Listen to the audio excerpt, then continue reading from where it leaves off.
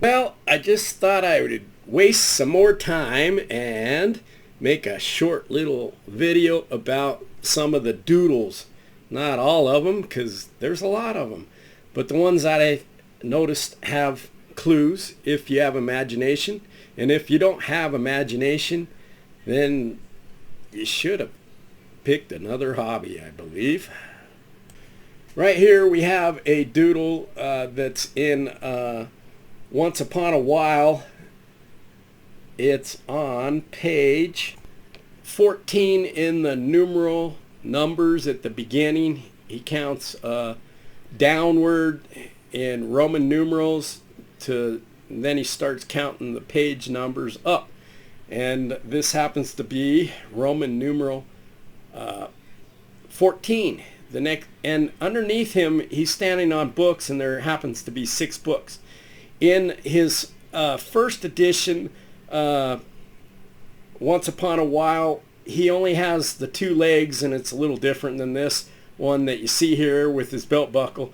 But in his revised edition, which is another hint and clue, he has the 6 legs. And so to me, that's 3 and 3. This is also a picture of the cemetery that I believe the clues represent. This 3 right here, number 3. And you can read this. This is by Aubrey L. Haynes, 1947. This is a map that he drew. So this is his map, mirrored, kind of, a little altered, but basically it's still that map. And these are the numbers that I believe apply to each marker. And this marker right here is the mirror of number 15 right here. So it's really not over here, because if you cut this in half, this is all a wooded area. It's in a woods. This is kind of more clear, and it has all the grave markers. And this is a cemetery. It is not a graveyard. And it was never buried in this cemetery. The exact spot is in this cemetery. So, the whole cemetery becomes an X when you figure out all the clues, and then that in turn is the blaze that look quickly down, and you have Yellowstone as the treasure box and the treasures. So let's explore a few more doodles, and we'll go from there.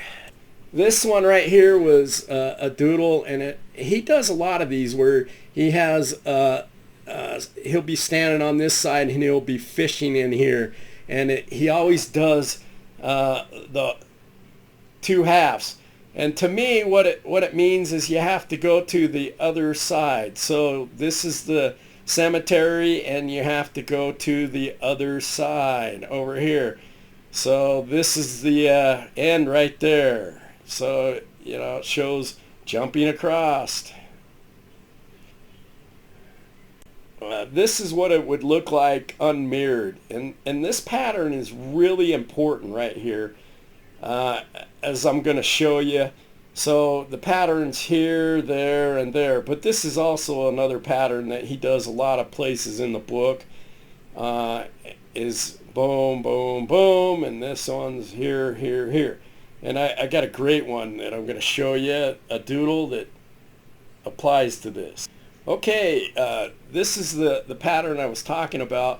And if you look on this doodle right here, Fenn 2019, he puts a doodle here, and that's this spot. He puts a doodle here, and that's this spot right here. And then he puts a doodle here, and that's that spot. Notice this one's over closer to the edge. This one's a little farther away from the edge. And this is about the right spot. And then, on the Forrest Fenn, he always puts this circle right here with the dot. And, that I think that can mean gold, and wheelwright, circle, the end. And that's this marker right here. The boy's father was a wheelwright. So There you go. That's a great one if you can see it. I mean, maybe I should blow it up and overlay it and see if it matches perfectly. Who knows? I've shown this before, but here's his belt buckle. And you have this right here, and then you have the blaze right here. So boom, kind of like doom, and boom, right there.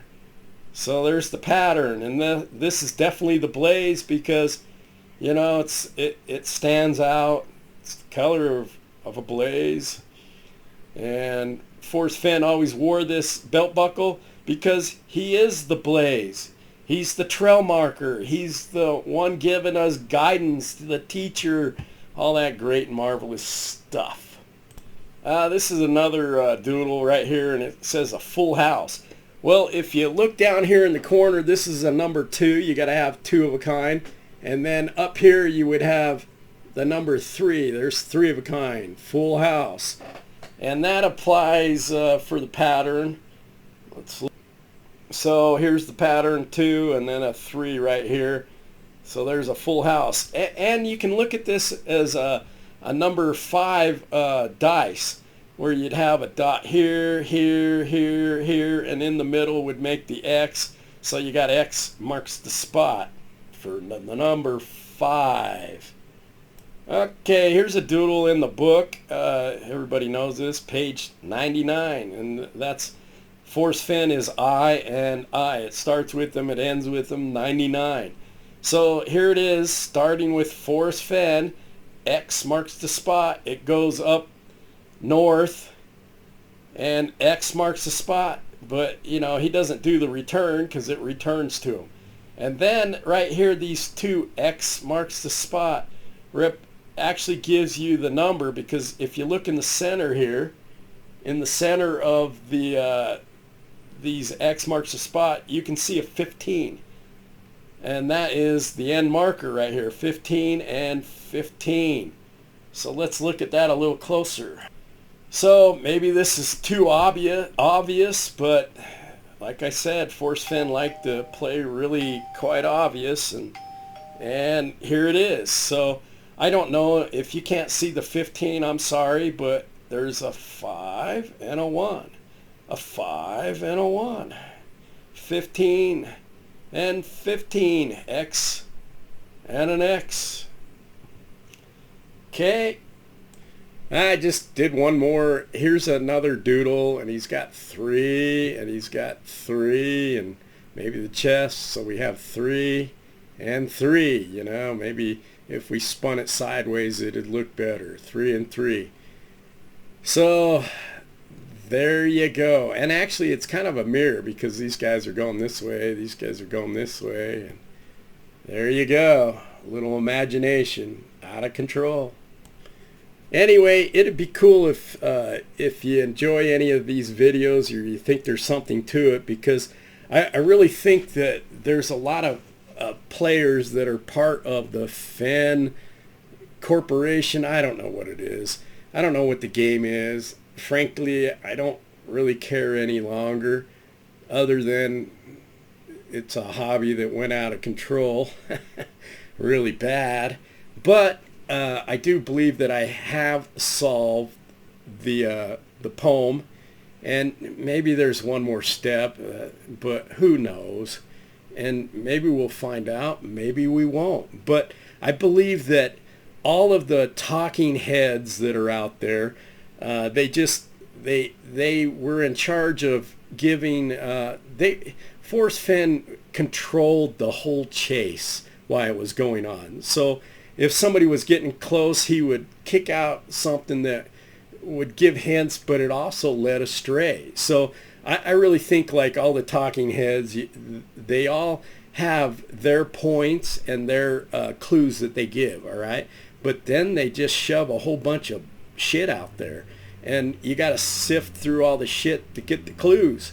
And so they're actually giving you a real clue with a whole bunch of misleading gibberish. I like that word, gibberish, because it's a clue too. Anyway, like, subscribe, put in a comment, and you can be nice or mean. I don't care. It's not going to really hurt my feelings. I don't know who you are. You can even show up at my door and we'll go and get lunch together. I don't care. Just try to keep it civil. That'd be neat. Anyway, like I said, subscribe. Let me know what you think. If you want to hear anything, I'm just itching to tell the story, but, I probably will get on some live chats if anybody will have me on, but I am kind of shunned. Like I sent an email to Forrest Fenn and I says, I wouldn't touch you with a 15-foot pole, so he knew what was going on with me all along.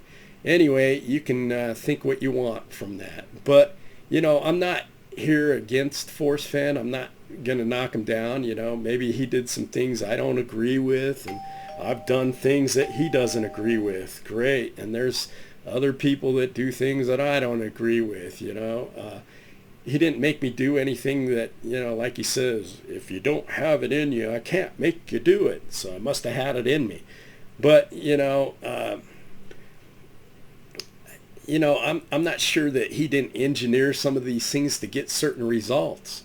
But that's another topic. Anyway, if somebody'd like me to do a certain topic or explore a certain thought, or, I definitely know what the 9 clues are, and 9 clues are just a clue, because there's way more than 9 clues in the poem. I mean, my goodness, it's double talk. So anyway, something to think about. If you want to hear more, let me know. If not, let me know. That'd be great. I mean, I love you naysayers. At least, I know somebody's watching. Anyway, keep smiling and have a wonderful day.